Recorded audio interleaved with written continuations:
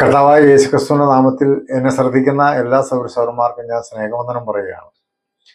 രക്ഷിക്കപ്പെട്ടവരുടെ കൂട്ടമാണ് ദൈവസഭ എന്ന് പറയുന്നത്.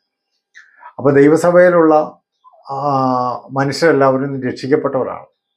അപ്പോൾ രക്ഷിക്കപ്പെട്ടവർക്ക് ഒരു രക്ഷയുടെ സന്തോഷം ഉണ്ടായിരിക്കണമെന്ന് വേദപുസ്തകത്തിൽ നമുക്ക് മനസ്സിലാക്കാനായിട്ട് കഴിയും. പഴയ നിയമത്തിൽ പോലും 51-ാം സങ്കീർത്തനത്തിൽ അങ്ങനെ എഴുതിയിട്ടുണ്ട്, അങ്ങയുടെ രക്ഷയുടെ സന്തോഷം എനിക്ക് തിരികെ തരയണമെന്ന്. അപ്പോൾ രക്ഷയ്ക്ക് ഒരു സന്തോഷമുണ്ടെന്ന് പഴയ നിയമത്തിലും പുതിയ നിയമത്തിലും നമ്മൾ വായിക്കുന്നുണ്ട്. അങ്ങനെ വേദപുസ്തകത്തിൽ രക്ഷയുടെ സന്തോഷമുണ്ട് എന്നുള്ള സത്യം നമുക്ക് മനസ്സിലാക്കാനായിട്ട് കഴിയും.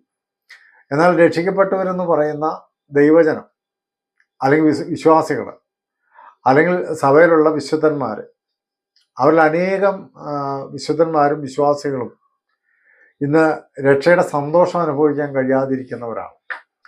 അനേക ദൈവമക്കൾക്കും രക്ഷിക്കപ്പെട്ട ഡേറ്റ് അറിയാൻ പറ്റിയില്ല എന്ന് വരാം, രക്ഷിക്കപ്പെട്ട രീതി അറിയാൻ പറ്റിയില്ല എന്ന് വരാം. പക്ഷെ എന്നാൽ ഒരു കാര്യം അവർക്ക് ഉറപ്പാണ്, അവർ രക്ഷിക്കപ്പെട്ടു എന്നുള്ള കാര്യം. അപ്പോൾ രക്ഷിക്കപ്പെട്ട ഒരു വ്യക്തിയെ സംബന്ധിച്ച് അവർക്ക് രക്ഷയുടെ ഒരു സന്തോഷം ഉണ്ടായിരിക്കണം. അപ്പോൾ ഈ രക്ഷയുടെ സന്തോഷം എന്ന് പറയുന്നത് എന്താണെന്ന് ഞാൻ നിങ്ങളോട് പറയാം. ദൈവം തൻ്റെ പുത്രനായ യേശുവിനെ ഈ ലോകത്തിലേക്ക് അയച്ചു. ലോകത്തിലേക്ക് അയക്കുന്ന സമയത്ത് മനുഷ്യനെ സംബന്ധിച്ച് അവസ്ഥ 3 വചനങ്ങളാൽ വേദപുസ്തകം നമുക്ക് വെളിപ്പെടുത്തി തരുവാണ്. റോമലേഖനം 5-ാം അധ്യായത്തിൻ്റെ 6, 8, 10 വാക്യങ്ങളിൽ യേശുക്രിസ്തു ഈ ലോകത്തിൽ വരുമ്പോൾ ഉണ്ടായിരുന്ന മനുഷ്യന്റെ അവസ്ഥയെക്കുറിച്ച് വെളിപ്പെടുത്തിയിട്ടുണ്ട്. അവിടെ പറയുന്നത് ഇങ്ങനെയാണ്, 6-ാം വാക്യത്തിൽ പറയുന്നത് ഇങ്ങനെയാണ്, ക്രിസ്തു നാം പാപികളായിരിക്കുമ്പോൾ തന്നെ. അപ്പോൾ നമ്മൾ പാപികളായിരുന്നു എന്നാണ് പറയുന്നത്. അതായത് യേശു വരുന്ന സമയത്ത് നമ്മളെല്ലാം പാപികളായിരുന്നു.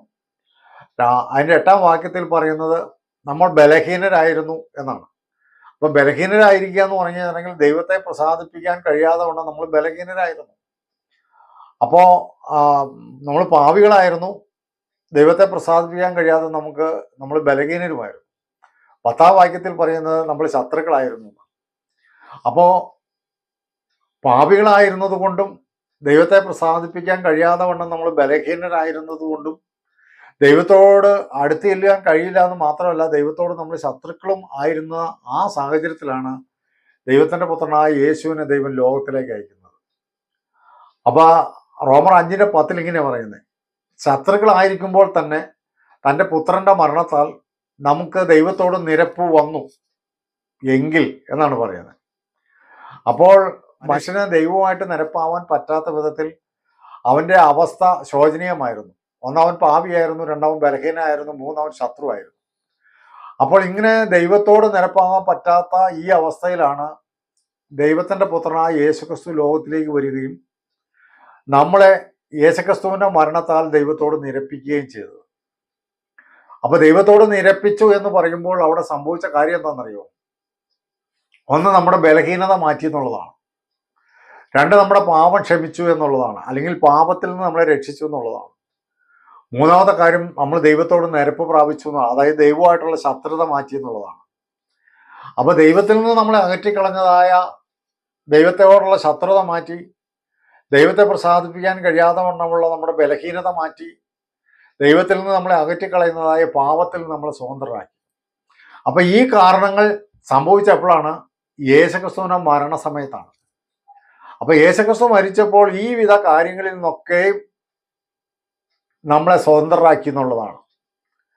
അപ്പോൾ നമ്മുടെ ഹൃദയത്തിൽ ഭരിച്ചിരുന്ന പാപബോധവും കുറ്റബോധവും കുറ്റത്തിന് ശിക്ഷ ലഭിക്കാവുന്നതായ ഭയവും അങ്ങനെ നമ്മുടെ മനസാക്ഷിയെ മതിച്ചുകൊണ്ടിരുന്ന എല്ലാ ഭാരങ്ങളിൽ നിന്നും നമ്മൾ വിടുവിക്കപ്പെട്ടു എന്നുള്ളതാണ്. അതാണ് നമ്മൾ അനുഭവിക്കുന്ന രക്ഷ എന്ന് പറയുന്നത്. അപ്പോൾ ഇതിന് അടിസ്ഥാനപരമായിരിക്കുന്നത് എഫേസ്യ ലേഖനം 2-ാം അധ്യായത്തിൻ്റെ 8-ാം വാക്യത്തിൽ പറയുന്നത്, അത് കൃപയാലാണ് നമ്മൾ രക്ഷിക്കപ്പെട്ടിരിക്കുന്നത്. അപ്പോൾ കൃപയാൽ നമ്മൾ രക്ഷിക്കപ്പെട്ടു എന്ന് പറയുമ്പോൾ ആ രക്ഷയിൽ സംഭവിച്ച അടിസ്ഥാനപരമായ കാര്യം എന്ന് പറയുന്നത്, കർത്താവായ യേശുക്രിസ്തുവിൻ്റെ മരണത്തോടുള്ള ബന്ധത്തിൽ നമ്മളെ ദൈവം ഈ അവസ്ഥയിൽ നിന്ന്, സകല ഭാരങ്ങളിൽ നിന്നും, സകല ഭയത്തിൽ നിന്നും, സകല കുറ്റബോധത്തിൽ നിന്നും, സകല പാവബന്ധനങ്ങളിൽ നിന്നും നമ്മളെ വിടുവിച്ചു എന്നുള്ളതാണ്. അതാണ് രക്ഷ എന്ന് പറയുന്നത്. അതിനാധാരമായിരിക്കുന്നത് കർത്താവായ യേശുക്രിസ്തുവിൻ്റെ ക്രൂശീകരണവും ആ ക്രൂശീകരണത്തിൽ നമ്മൾ വിശ്വസിക്കുമ്പോൾ നാം രക്ഷ നമ്മൾ അനുഭവമാക്കുക ചെയ്യണം. അപ്പൊ ആ യേശുക്രിസ്തുവിന്റെ ക്രൂശ് മുഖാന്തരം നമുക്ക് ലഭിച്ച ആ രക്ഷയെ അനുഭവമാക്കുവാനായിട്ട് നമുക്കൊന്നും ചെയ്യാൻ കഴിയത്തില്ല.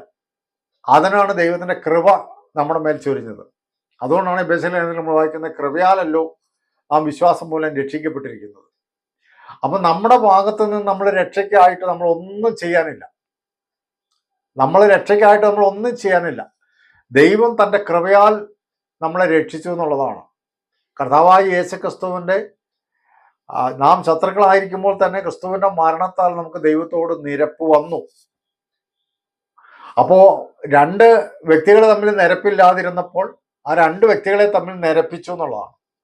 അപ്പൊ നിരപ്പിച്ചു എന്ന് പറഞ്ഞു കഴിഞ്ഞാൽ അവിടെ ആരംഭം കുറിച്ചു എന്നർത്ഥം. അതായത് രണ്ട് വ്യക്തികൾ തമ്മിലുള്ള ബന്ധത്തിന് ആരംഭം കുറിച്ചു, നിരപ്പിച്ചു. അപ്പൊ ആ ബന്ധത്തിൽ പിന്നെ നമ്മൾ തുടർന്ന് ജീവിക്കണം. അപ്പൊ ആ തുടർന്ന് ജീവിക്കുന്നതിന് ഇപ്പൊ നമ്മൾ ആ ബന്ധം സ്ഥാപിക്കുവാനായിട്ട് ദൈവം ചെയ്ത പദ്ധതി, കൃപ നമ്മുടെ മേൽ ചൊരിയുകയും നമ്മുടെ എല്ലാ അവസ്ഥകളിൽ നിന്നും നമ്മളെ സ്വതന്ത്രരാക്കുകയും നമ്മുടെ സകല കാര്യങ്ങളെയും ദൈവം ക്ഷമിക്കുകയും ചെയ്തു എന്നുള്ളതാണ്. അപ്പൊ ദൈവം സകലത്തെ ക്ഷമിച്ച് നമ്മളെ കുറ്റവിമുക്തരാക്കി. അതിന് വേദപുസ്തകം പറയുന്നത് നമ്മളെ നീതിമാന്മാരാക്കി എന്നാണ്. അപ്പൊ ദൈവം നമ്മളെ നീതിമാന്മാരാക്കി, ദൈവത്തോട് നിരപ്പിച്ചു. ദൈവത്തിൽ നിന്ന് അകന്നു നിൽക്കുന്ന എല്ലാ കാര്യങ്ങളിൽ നിന്നും ദൈവം നമ്മളെ എന്ത് ചെയ്തു? വിടുവിച്ചു എന്നുള്ളതാണ്. അങ്ങനെ നമ്മൾ ദൈവമായിട്ട് നിരപ്പ് പ്രാപിച്ചു. നിരപ്പ് പ്രാപിക്കുക എന്ന് പറയുന്നത് രണ്ട് വ്യക്തിബന്ധങ്ങളുടെ തുടക്കം മാത്രമാണ്. പിന്നെ നിരപ്പ് പ്രാപിച്ച വ്യക്തികൾ തമ്മിൽ തുടർന്ന് മുന്നോട്ട് പോകേണ്ടത് ആവശ്യമാണ്. അങ്ങനെ മുന്നോട്ട് പോകുമ്പോൾ ആ നിരപ്പിന് ഇടയാക്കിയ, അല്ലെങ്കിൽ നിരപ്പിന് വേണ്ട മുഖാന്തരങ്ങൾ ഒരുക്കിയ ആ രക്ഷയിലാണ് നമ്മൾ സന്തോഷിക്കേണ്ടത്. അതാണ് രക്ഷയുടെ സന്തോഷം എന്ന് പറയുന്നത്. ഇപ്പൊ നമ്മുടെ ദൈവം രക്ഷിച്ചിരിക്കുന്നത് ദൈവത്തിന്റെ കൃപയാലാണ്. നമ്മുടെ യാതൊരു നീതിപ്രവർത്തികൾ കൊണ്ടോ പുണ്യപ്രവർത്തികൾ കൊണ്ടോ പ്രവർത്തികൾ കൊണ്ടോ ഒന്നുമല്ല. അതുകൊണ്ടാണ് എഫേസ്യ ലേഖനത്തിൽ കൃപയാലല്ലോ നിങ്ങൾ വിശ്വാസം മൂലം രക്ഷിക്കപ്പെട്ടിരിക്കുന്നത്, അതിന് നിങ്ങൾ കാരണമല്ല, ഓരോ മനുഷ്യനും പ്രശംസിക്കാതിരിക്കുവാൻ പ്രവർത്തികളും കാരണമല്ല. അപ്പൊ യാതൊരു പ്രവൃത്തിയും നമ്മൾ ചെയ്യാതെ തന്നെ ദൈവം നമ്മളോട് കൃപ ചെയ്ത് നമ്മുടെ പാപം ക്ഷമിച്ച്, നമ്മുടെ ബലഹീനത ക്ഷമിച്ച്, നമ്മുടെ ശത്രുത്വത്തിൽ നിന്ന്, ദൈവവും നമ്മളും തമ്മിലുള്ള ശത്രുതയിൽ നിന്ന് നമ്മളെ രക്ഷിച്ച് ദൈവത്തോട് നമ്മളെ നിരപ്പിച്ചു എന്നുള്ളതാണ് രക്ഷ. ആ രക്ഷയുടെ സന്തോഷം എന്ന് പറയുന്നത് ദൈവം നമുക്ക് നൽകിയതിലുള്ള സന്തോഷമാണ്. അതാണ് ഈ രക്ഷയുടെ സന്തോഷം എന്ന് പറയുന്നത്. അങ്ങനെ രക്ഷിക്കപ്പെട്ട, അതായത് കുറ്റമില്ലാത്ത, ശിക്ഷയില്ലാത്ത, ഭയമില്ലാത്ത നീതിമാന്മാരായി തീർന്നിരിക്കുന്ന ഈ വിശ്വാസികൾ എന്ന് പറയുന്ന ആ ദൈവസഭയിലെ അംഗങ്ങളാണ് ഏറ്റവും കൂടുതൽ സന്തോഷിക്കേണ്ടവർ. പക്ഷെ എന്നാൽ ഇന്ന് അവരിൽ ആ സന്തോഷം കാണുന്നില്ല എന്നുള്ളതാണ്.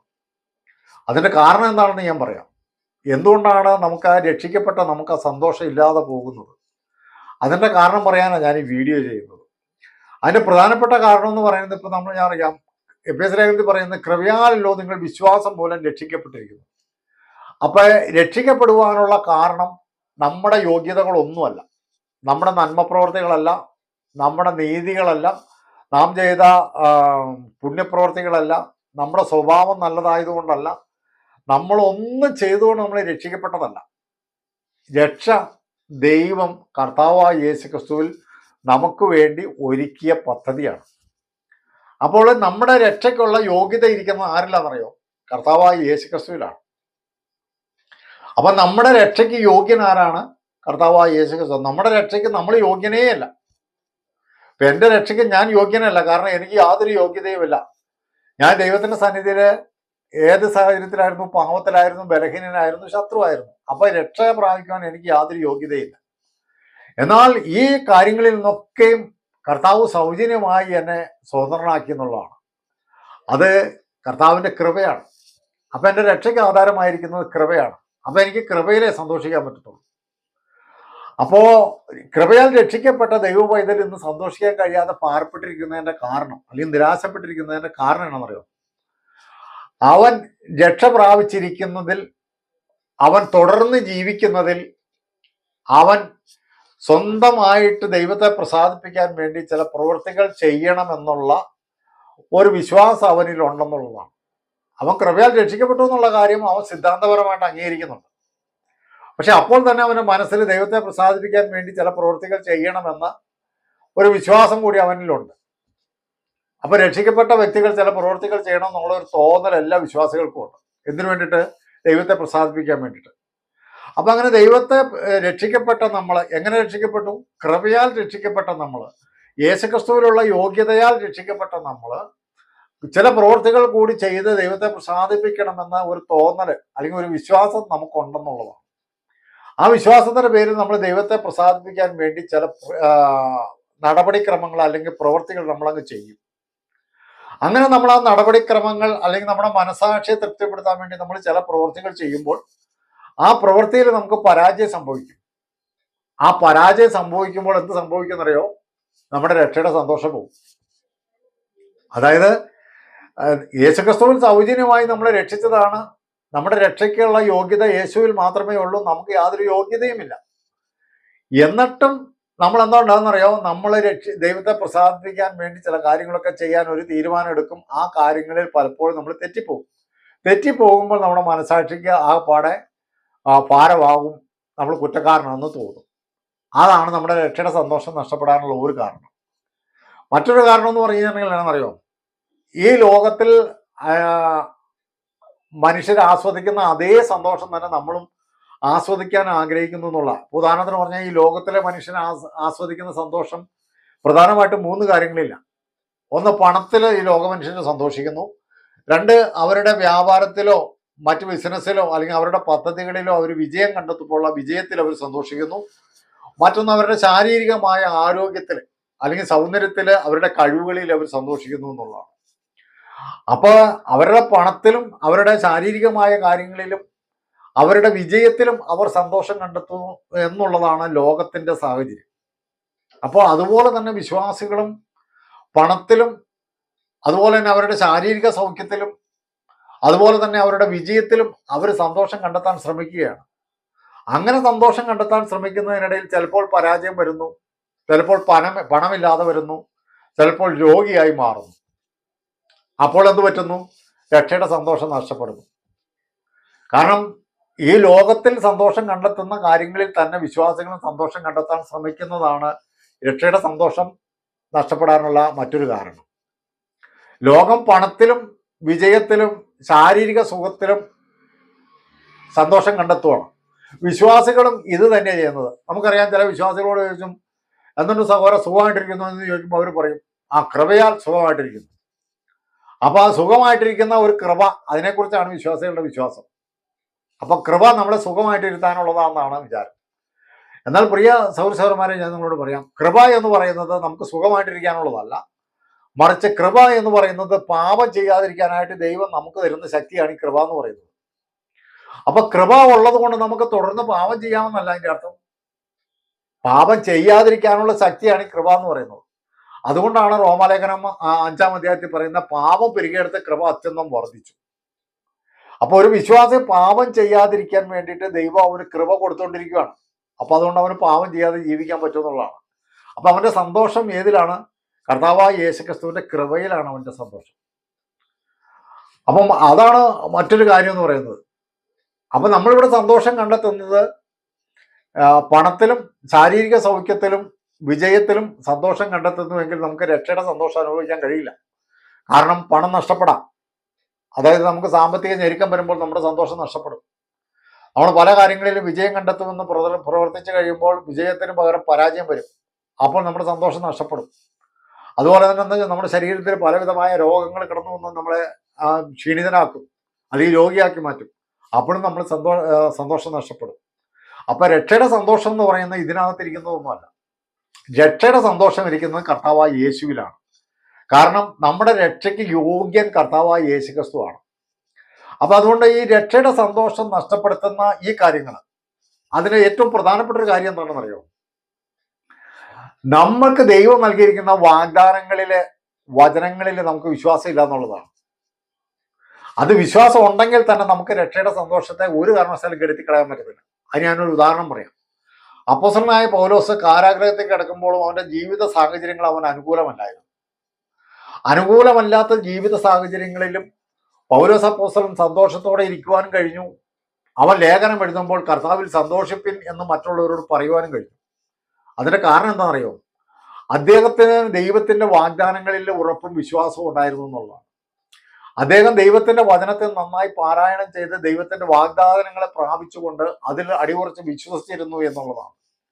പക്ഷെ ഇന്നത്തെ സൗരസൗരന്മാരായ നമുക്ക് വിശ്വാസികൾക്ക് പറ്റുന്ന കുഴപ്പമെന്നാന്ന് വെച്ചാൽ, ദൈവവചനത്തിൽ ദൈവം വാഗ്ദാനം ചെയ്തിരിക്കുന്ന കാര്യങ്ങളെ കണ്ടെത്തുകയോ അതായത് പാരായണം ചെയ്ത് പഠിക്കുകയോ ആ വാഗ്ദാനങ്ങളിൽ നമ്മൾ വിശ്വസിക്കുകയോ ചെയ്യുന്നില്ല എന്നുള്ളതാണ്. അതുകൊണ്ട് ഞാനിപ്പോൾ 2 കാര്യങ്ങൾ ഞാൻ നിങ്ങളെ ശ്രദ്ധയപ്പെടുത്താം. 2 വചനങ്ങൾ മാത്രം മതി നമ്മുടെ രക്ഷകയുടെ സന്തോഷം നഷ്ടപ്പെടാതെ നമ്മുടെ ജീവിതം സൂക്ഷിപ്പാനായിട്ട് 2 വചനങ്ങൾ മാത്രം മതി. ഒരുപാട് വചനങ്ങളുണ്ട്, 2 വചനം മാത്രം ഞാൻ ശ്രദ്ധയപ്പെടുത്താം. ഒന്ന് റോമാലേഖനം 5-ാം അധ്യായം 10-ാം വാക്യമാണ്. അത് ഞാൻ ആദ്യം പറഞ്ഞ വചനമാണ്. അവിടെ ഇങ്ങനെ നമ്മൾ വായിക്കുന്നത്: കർത്താവായ യേശുക്രിസ്തു ആകുന്ന ദൈവത്തിന്റെ പുത്രന്റെ മരണത്താൽ നാം ശത്രുക്കളായിരിക്കുമ്പോൾ തന്നെ തന്റെ പുത്രന്റെ മരണത്താൽ നമുക്ക് ദൈവത്തോട് നിരപ്പ് വന്നു എങ്കിൽ നിരന്ന ശേഷം തൻ്റെ ജീവനാൽ നാം എത്ര അധികമായി രക്ഷിക്കപ്പെടും. അപ്പൊ നാം നിരപ്പ് വരാനുള്ള കാരണം എന്തായിരുന്നു? യേശുക്രിസ്തുവിന്റെ മരണമാണ്.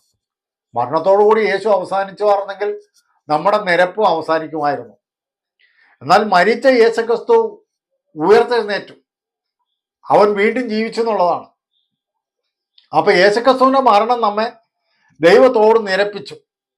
ആ നിരന്ന നമ്മെ തുടർന്ന് നമ്മുടെ ജീവിതത്തിന് വേണ്ടി യേശുക്രിസ്തു ഉയർത്തെഴുന്നേറ്റു. അതുകൊണ്ടാണ് അവന്റെ ജീവനാൽ നാം എത്രയധികമായി രക്ഷിക്കപ്പെടും. അപ്പൊ നിരപ്പ് പ്രാപിച്ച മനുഷ്യൻ, ദൈവവുമായിട്ടുള്ള ഉറ്റ ബന്ധത്തിലേക്ക് വന്ന മനുഷ്യൻ, പിതാവും പുത്രനും എന്ന ബന്ധത്തിലേക്ക് വന്ന മനുഷ്യൻ തുടർന്നുള്ള ജീവിതത്തിൽ, അതായത് ദൈവവും അല്ലെങ്കിൽ പിതാവും പുത്രനുമായിട്ടുള്ള, ദൈവവും മകനുമായിട്ടുള്ള ബന്ധത്തിൽ തുടർന്ന് ജീവിക്കുന്നത് കർത്താവായ യേശുക്രിസ്തുവിന്റെ ജീവനാലാണ്.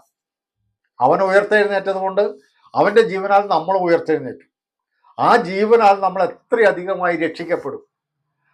അപ്പൊ നമ്മളുടെ ആ രക്ഷിക്കപ്പെടുക എന്ന് പറയുന്നത് ഇന്ന് വർത്തമാനകാലത്തിലും ഭാവി കാലത്തിലും സംഭവിക്കാനിരിക്കുന്ന രക്ഷയെക്കുറിച്ചാണ്. അത് എത്രയധികമായി നമ്മൾ രക്ഷിക്കപ്പെടും. അപ്പോൾ പ്രിയ സഹോദരന്മാരെ, ആ ഒരു വചനത്തിൽ തന്നെ നമ്മുടെ രക്ഷയുടെ സന്തോഷം നഷ്ടപ്പെടാൻ സാധ്യതയില്ല എന്ന് 100% ദൈവം ഉറപ്പും പ്രത്യാശയും നൽകിയിരിക്കുകയാണ്. മരണത്താൽ നമുക്ക് നിരപ്പ് വന്നു, യേശുക്രിസ്തുവിന്റെ ജീവനാൽ പിന്നെ നമ്മൾ തുടർന്ന് ജീവിക്കുകയാണ്. അപ്പൊ യേശുക്രിസ്തുവിന്റെ ജീവനാൽ ജീവിക്കുന്ന നമ്മുടെ ആ സന്തോഷത്തെ കെടുത്തി കളയുവാൻ ഈ ലോകത്തിന് എന്ത് പറ്റും? ഏത് കാര്യം കൊണ്ട് സാധിക്കും? യേശുക്രിസ്തുവിന്റെ യോഗ്യത അല്ലാതെ നമുക്ക് രക്ഷ പ്രാപിപ്പാൻ യാതൊരു യോഗ്യതയുമില്ല. ഇപ്പൊ ഞാനൊരു ഉദാഹരണമായിട്ട് പറയാം. ഒരു പാപം നമ്മൾ ചെയ്തു, രക്ഷിക്കപ്പെട്ട വിശ്വാസി ഒരു പാപം ചെയ്തു. അപ്പൊ പാപം ചെയ്ത് കഴിയുമ്പോൾ രക്ഷിക്കപ്പെട്ട വിശ്വാസി അവന്റെ രക്ഷയുടെ സന്തോഷം നഷ്ടമാക്കുക. കാരണം പാപം വന്നു കഴിഞ്ഞാൽ അവന്റെ മനസാക്ഷി കുത്തുണ്ടാവും. അവൻ തെറ്റിപ്പോയെന്നൊരു തോന്നലുണ്ടാവും. അപ്പോൾ നമ്മൾ എന്ത് ചെയ്യുന്നറിയോ? രക്ഷയുടെ സന്തോഷം നഷ്ടപ്പെടും. കാരണം ഈ മനസാക്ഷി കുത്ത് കാരണം രക്ഷയുടെ സന്തോഷം നഷ്ടപ്പെടും. അപ്പോൾ ദൈവത്തിന്റെ ഒരു വാഗ്ദാനം അവിടെ കിടക്കുന്നുണ്ട്. ആ വാഗ്ദാനം എബ്രായ ലേഖനം 10-ാം അധ്യായത്തിലാണ് കിടക്കുന്നത്. എന്താണെന്നറിയോ? നാം ദുർമനസാക്ഷി നീങ്ങുമാറ് യേശുക്രിസ്തുവിന്റെ രക്തം നമ്മുടെ ഹൃദയത്തിൽ തളിച്ചിരിക്കുന്നു എന്നുള്ളതാണ്. അപ്പൊ ഈ വാഗ്ദാനം അറിയാൻ പാടില്ലാത്ത വ്യക്തി എന്താണെന്നറിയോ? ഈ ദുർമനസാക്ഷിയുമായിട്ട് നടക്കും എന്നുള്ളതാണ്. അപ്പൊ ദൈവത്തിന്റെ വചനത്തിൽ ദൈവം നൽകിയ വാഗ്ദാനത്തെ അറിയാത്തത് കൊണ്ട് രക്ഷയുടെ സന്തോഷം നഷ്ടപ്പെടും. അപ്പൊ ഞാൻ പാപം ചെയ്ത് ഞാൻ ഉടനെ ഞാൻ രക്ഷിക്കപ്പെട്ട ദൈവവൈതലാണ്, ഞാൻ പാപം ചെയ്ത് കഴിഞ്ഞപ്പോൾ എൻ്റെ മനസാക്ഷിയിൽ കുത്തുണ്ടായി, ഞാൻ തെറ്റിപ്പോയി എന്നൊരു കുറ്റബോധം ഉണ്ടായപ്പോൾ ഞാൻ ദൈവത്തോട് ഏറ്റു പറഞ്ഞു, ദൈവമേ ഞാൻ തെറ്റിപ്പോയി. ഉടനെ ദൈവം കർത്താവായ യേശുക്രിസ്തുവിന്റെ രക്തം നമ്മുടെ ഹൃദയത്തിൽ തളിച്ച് നമ്മുടെ മനസാക്ഷിയെ നിർമ്മലീകരിച്ചിരിക്കുന്നു എന്നുള്ളതാണ്. ആ വാഗ്ദാനത്തിൽ നമ്മൾ വിശ്വസിക്കുമ്പോൾ നമ്മുടെ രക്ഷയുടെ സന്തോഷത്തിൽ നമുക്ക് നിലനിൽക്കാൻ കഴിയും. മറ്റൊരു വചനം കൂടി ഞാൻ വളരെ പ്രാധാന്യം അറിയിക്കുന്ന ഒരു വചനമാണ്. അത് കൊലോസ്യ ലേഖനം 2-ാം അധ്യായത്തിന്റെ 9-10 വാക്യങ്ങൾ എഴുതിയിരിക്കുന്നു. അവനിലല്ലോ ദൈവത്തിന്റെ സർവ്വസമ്പൂർണതയും ദേഹരൂപമായി വസിക്കുന്നു. നാം ക്രിസ്തുയേശുവിൽ പരിപൂർണരായിരിക്കും. ഒന്ന് പ്രത്യേകം ശ്രദ്ധിക്കണം, നാം കർത്താവായ യേശുക്രിസ്തുവിൽ പരിപൂർണരായിരിക്കും. നാം കർത്താവായി യേശുക്രിസ്തുവിൽ പരിപൂർണരാണെങ്കിൽ പിന്നെ നമ്മുടെ രക്ഷയുടെ സന്തോഷം എങ്ങനെയാ നഷ്ടപ്പെട്ടു പോകുന്നത്? നമ്മൾ ആഗ്രഹിച്ച കാര്യം നടക്കാതെ വന്നാൽ, നമ്മുടെ ശരീരത്തിൽ ഒരു രോഗം വന്നാൽ, നമ്മൾ മനഃപൂർവ്വമല്ലാതെ ഒരു പാപം ചെയ്താൽ, ആ സമയത്തൊക്കെ നമ്മൾ ക്രിസ്തുവിൽ പരിപൂർണരാണ്. കാരണം ഞാൻ പാപം ചെയ്തപ്പോൾ എൻ്റെ രക്ഷയുടെ സന്തോഷം നഷ്ടപ്പെടുന്നില്ല. എനിക്ക് സാമ്പത്തിക ഞെരുക്കം വന്നപ്പോൾ എൻ്റെ രക്ഷയുടെ സന്തോഷം നഷ്ടപ്പെടുന്നില്ല. ഞാൻ രോഗിയായിരിക്കുമ്പോൾ എൻ്റെ രക്ഷയുടെ സന്തോഷം നഷ്ടപ്പെടുന്നില്ല. കാരണം ഇതൊന്നും ക്രിസ്തുവിലുള്ള പരിപൂർണതയ്ക്ക് കോട്ടം തട്ടുന്നില്ല. എൻ്റെ രോഗം ക്രിസ്തുവിലുള്ള പരിപൂർണതയ്ക്ക് കോട്ടം തട്ടുന്നില്ല. എൻ്റെ സാമ്പത്തിക ഞെരുക്കം ക്രിസ്തുവിലുള്ള പരിപൂർണതയ്ക്ക് ഛേദം വരുത്തുന്നില്ല. എൻ്റെ ചുറ്റുള്ള സാഹചര്യങ്ങൾ ക്രിസ്തുവിലുള്ള പരിപൂർണതയ്ക്ക് കോട്ടം തട്ടുന്നില്ല. അതായത് ക്രിസ്തുവിൽ എനിക്കുള്ള യോഗ്യത എനിക്കുണ്ടാകുന്ന കാര്യങ്ങളാൽ നഷ്ടമാകുന്നില്ല എന്നർത്ഥം. അതായത് ഞാൻ ഒരു പ്രാവശ്യം കൂടി പറയാം. രക്ഷിക്കപ്പെട്ട ഒരു ദൈവ പൈതലിന്റെ സകല യോഗ്യതകളും ഇരിക്കുന്നത് കർത്താവായ യേശുവിലാണ്. ആ കർത്താവായ യേശുക്രിസ്തുവിൽ എനിക്കുള്ള യോഗ്യത നഷ്ടമാക്കാൻ എൻ്റെ ജീവിതത്തിൽ സംഭവിക്കുന്ന ഒരു കാര്യങ്ങൾക്ക് സാധ്യമല്ല എന്നുള്ളതാണ്. അതാണ് പൗലോസ് പറയുന്നത്, ക്രിസ്തുവിൽ നാം പരിപൂർണരായിരിക്കുന്നു. അതുകൊണ്ടാണ് മനുഷ്യൻ രക്ഷിക്കപ്പെട്ട ശേഷം ഒരു പ്രവൃത്തിയും അവനിൽ നിന്ന് ദൈവം പ്രതീക്ഷിക്കുന്നില്ല. കാരണം മനുഷ്യന്റെ ജഡം ബലഹീനമാണ്. ബലഹീനമായ ജഡത്തിന് ദൈവത്തെ പ്രസാദിപ്പിക്കാൻ കഴിയുന്ന ഒരു കാര്യവും ചെയ്യാൻ കഴിയുകയില്ല. അതുകൊണ്ടാണ് ദൈവം ക്രിസ്തുവിൽ നമ്മളെ പരിപൂർണരാക്കിയിരിക്കുന്നത്. അപ്പം നമ്മുടെ രക്ഷയുടെ പരിപൂർണത ഇരിക്കുന്നത് ക്രിസ്തുവിലാണ്. നമ്മുടെ രക്ഷയുടെ യോഗ്യത ഇരിക്കുന്നത് ക്രിസ്തുവിലാണ്. നമ്മുടെ രക്ഷയ്ക്ക് ആവശ്യമായ നീതി ഇരിക്കുന്നത് ക്രിസ്തുവിലാണ്. നമ്മുടെ രക്ഷയ്ക്ക് ആവശ്യമായ വിശുദ്ധി ഇരിക്കുന്നത് ക്രിസ്തുവിലാണ്. നമ്മുടെ രക്ഷയ്ക്ക് ആവശ്യമായ വീണ്ടെടുപ്പ് ഇരിക്കുന്നത് ക്രിസ്തുവിലാണ്. അപ്പൊ ക്രിസ്തുവിൽ നമ്മൾ പരിപൂർണരായിരിക്കുന്നത് കൊണ്ട് നമ്മുടെ ജീവിതത്തിൽ സംഭവിക്കുന്ന ഒരു കാര്യങ്ങൾക്കും നമ്മുടെ രക്ഷയുടെ സന്തോഷത്തെ കെടുത്തിക്കളയാൻ പറ്റത്തില്ല. ഈ സത്യം ദൈവവചനത്തിൽ നിന്ന് നമ്മൾ മനസ്സിലാക്കി കഴിഞ്ഞാൽ, എൻ്റെ പ്രിയ സഹോദരന്മാരെ, നമ്മുടെ രക്ഷയുടെ സന്തോഷം നമുക്ക് ഒരിക്കലും നഷ്ടമാകത്തില്ല. നമ്മുടെ രക്ഷയുടെ സന്തോഷം നഷ്ടമാകുന്ന അതിപ്രധാനമായ 4-5 കാര്യങ്ങൾ ഞാൻ നിങ്ങളോട് പറഞ്ഞു. ഒന്ന്, നമ്മുടെ ജീവിതത്തിൽ ഒരു പാവം വന്നാൽ ഉടനെ നമുക്ക് മനസാക്ഷി കുത്തായി. പക്ഷെ ദൈവത്തിന്റെ വാഗ്ദാനം എന്താണ്? കർത്താവായി യേശുക്രിസ്തുവിന്റെ രക്തത്താൽ നമ്മളെന്ന നിർജീവ പ്രവൃത്തികളെ പോക്കി നമ്മുടെ മനസാക്ഷിയെ ശുദ്ധീകരിച്ചിരിക്കുന്നു. അത് തന്നെയല്ല എബ്രായ ലേഖനം 10:22 വായിക്കുന്നത്, നാം നമ്മുടെ ദുർമാനസാക്ഷി നീങ്ങുമാർ യേശുവിന്റെ രക്തം നമ്മുടെ ഹൃദയത്തിൽ തളിച്ചിരിക്കുന്നു. അതുകൊണ്ട് ആ വിശ്വാസത്തിന്റെ പൂർണ്ണ നിശ്ചയം കൊണ്ട് കൃപാസനത്തിലേക്ക് അടുത്ത് ചെല്ലുക. അപ്പൊ കൃപാസനത്തിലേക്ക് എപ്പോഴും അടുത്ത് ചെല്ലുവാനുള്ള യോഗ്യത ഇരിക്കുന്ന കർത്താവായ യേശുക്രിസ്തുവിന്റെ രക്തം നമ്മുടെ ഹൃദയത്തിൽ ഇരിക്കുന്നു എന്നുള്ളതാണ്. അപ്പൊ ആ ദൈവത്തിന്റെ വാഗ്ദാനം നാം വചനത്തിൽ നിന്ന് പഠിച്ച് മനസ്സിലാക്കി വിശ്വസിച്ച് ആ വാഗ്ദാനം പ്രാപിച്ചു കഴിഞ്ഞാൽ നമ്മുടെ രക്ഷയുടെ സന്തോഷം കെടുത്തിക്കളയാൻ ആരെക്കൊണ്ട് സാധ്യമല്ല. മറ്റു കാര്യം ഞാൻ നിങ്ങളോട് പറഞ്ഞല്ലോ, ശത്രുക്കളായിരിക്കുമ്പോൾ തന്നെ നമുക്ക് പുത്രന്റെ മരണത്താൽ ദൈവത്തോട് നിരപ്പ് വന്നു എങ്കിൽ നിരന്ന ശേഷം അവന്റെ ജീവനാൽ എത്രയധികമായി രക്ഷിക്കപ്പെടും. അപ്പൊ നമ്മൾ നിരപ്പിക്കാൻ കാരണം നമ്മുടെ എന്തെങ്കിലും നന്മയാണോ, നമ്മുടെ എന്തെങ്കിലും യോഗ്യതകളാണോ? അല്ല സഹോദരന്മാരെ, നമ്മളെ ദൈവം നിരപ്പിച്ചത് ക്രിസ്തുവിന്റെ യോഗ്യതയുടെ അടിസ്ഥാനത്തിലാണ്. അങ്ങനെയാണെങ്കിൽ നിരന്ന ശേഷം ആ ക്രിസ്തുവിന്റെ യോഗ്യതയിലല്ലേ നമ്മൾ തുടർന്ന് ജീവിക്കുന്നത്. അല്ലാണ്ട് നിരന്നതിന് ശേഷം നമ്മൾ സ്വയമായിട്ടൊരു യോഗ്യത കണ്ടെത്തണോ? അതാണ് ഞാൻ പറഞ്ഞത്, ദൈവത്തിന്റെ വാഗ്ദാനങ്ങൾ വേദപുസ്തകത്തിൽ നിന്ന് കണ്ടെത്തി അതിനെ മുറുകെ പിടിച്ചാൽ നമ്മുടെ രക്ഷയുടെ സന്തോഷത്തെ കെടുത്തിക്കളയുവാൻ ഈ ലോകത്തിൽ യാതൊരു സൃഷ്ടിക്കും കഴിയുകയില്ല. അത് വിശ്വാസികൾ ഇന്ന് രക്ഷിക്കപ്പെട്ടവരിന്ന് രക്ഷയുടെ സന്തോഷം ഇല്ലാതിരിക്കുന്നതിന്റെ പ്രധാന കാരണം അവർ ചില നിയമങ്ങൾക്ക് അധീനരായിരിക്കുന്നു എന്നുള്ളതാണ്. സഭയിൽ നടക്കുന്ന ചില മതപരമായ കാര്യങ്ങളും അവരുടെ മേൽ വെക്കുന്ന ചില നിയമങ്ങളും അവരെ ഭാരപ്പെടുത്തുന്നത് കൊണ്ട്, അവർ ആ നിയമങ്ങൾക്ക് അധിഷ്ഠിതമായിരിക്കുന്നത് കൊണ്ട് അവർക്ക് ആ രക്ഷയുടെ സന്തോഷം പരിപൂർണമായിട്ട് അനുഭവിക്കാൻ കഴിയുന്നില്ല എന്നുള്ളതാണ്. എന്നാൽ ഞാൻ നിങ്ങളോട് പറയാം സഹോദരന്മാരെ, ദൈവത്തിന്റെ യഥാർത്ഥമായ വാഗ്ദാനങ്ങൾ, ദൈവവചനത്തിൽ നൽകിയിരിക്കുന്ന വാഗ്ദാനങ്ങൾ നിങ്ങൾ മുറുകെ പിടിക്കുന്നു എങ്കിൽ ഈ ലോകത്തിൽ ഏതെല്ലാം നിയമങ്ങളുണ്ടെങ്കിലും ഏതെല്ലാം ഭാരങ്ങളുണ്ടെങ്കിലും നാം അബദ്ധവശാൽ പാപത്തിൽ വീണുപോയാലും, നമ്മൾ സാമ്പത്തിക ഞെരുക്കം അനുഭവിച്ചാലും, നമ്മുടെ ശാരീരിക ക്ലേശം അനുഭവിച്ചാലും, ക്രിസ്തുവിൽ നമുക്കുള്ള യോഗ്യതയ്ക്ക് യാതൊരു കോട്ടവും തട്ടുന്നില്ല. അതാണ് നമ്മുടെ രക്ഷയുടെ സന്തോഷത്തിന്റെ അടിത്തറ എന്ന് പറയുന്നത്. നാം നമ്മിലേക്ക് തന്നെ നോക്കി നമ്മുടെ ചില പ്രവൃത്തികൾ കൊണ്ട് നാം ദൈവത്തെ പ്രസാദിപ്പിക്കാൻ നോക്കുമ്പോൾ ഉണ്ടാകുന്ന വീഴ്ചകളാണ് നമ്മുടെ രക്ഷയുടെ സന്തോഷം നഷ്ടപ്പെടുത്തുന്ന കാര്യങ്ങൾ. നമ്മുടെ ഈ ചുറ്റുപാടുണ്ടാകുന്ന സാഹചര്യങ്ങളാണ് നമ്മുടെ രക്ഷയുടെ സന്തോഷം നഷ്ടമാക്കുന്നത്. നമ്മുടെ സഭയിലെ ക്രമീകരണങ്ങളാണ് നമ്മുടെ രക്ഷയുടെ സന്തോഷം നഷ്ടമാക്കുന്നത്. എന്നാൽ നമ്മുടെ മേലെ അടിച്ചേൽപ്പിക്കുന്ന നിയമങ്ങൾ ഒരുപക്ഷെ നമ്മുടെ രക്ഷയുടെ സന്തോഷം നഷ്ടമാക്കിയേക്കാം. നമ്മുടെ മനസാക്ഷിയിൽ ഉണ്ടാകുന്ന കുറ്റബോധം നമ്മുടെ രക്ഷയുടെ സന്തോഷം നഷ്ടമാക്കിയേക്കാം. എന്നാൽ ഞാൻ നിങ്ങളോട് പറയുന്നു, നമ്മുടെ രക്ഷയ്ക്ക് അടിസ്ഥാനമായിരിക്കുന്നത് കർത്താവായ യേശുക്രിസ്തുവിന്റെ യോഗ്യത മാത്രമാണ്. അതിന് നമ്മുടെ യാതൊരു യോഗ്യതയും ദൈവം കണക്കിടുന്നില്ല. അതുകൊണ്ടാണ് പൗലോസ് അപ്പോസ്തലൻ പറഞ്ഞ 2 വാഗ്ദാനങ്ങൾ. ഒന്ന്, നാം ക്രിസ്തുവിന്റെ മരണത്താൽ ദൈവത്തോട് നിരന്നു. ആ നിരന്നതിന് ശേഷം ഉയർത്തെഴുന്നേറ്റ ക്രിസ്തുവിന്റെ ജീവനാൽ നാം എത്രയധികമായി രക്ഷിക്കപ്പെടും.